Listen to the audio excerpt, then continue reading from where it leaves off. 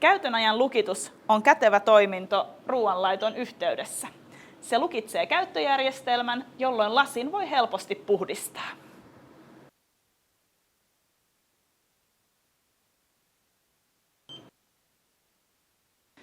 Savoneron suodattimien puhdistus on helppoa.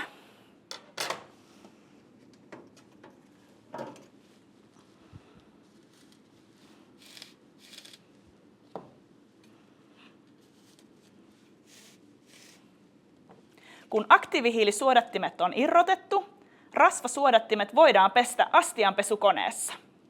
Aktiivihiilisuodattimet ovat jopa 8 kertaa uudelleen aktivoitavat.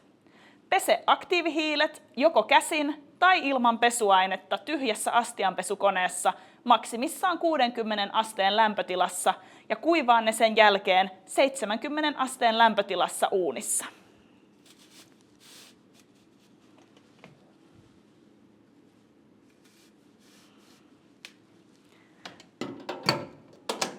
Laite on taas valmiina käyttöön.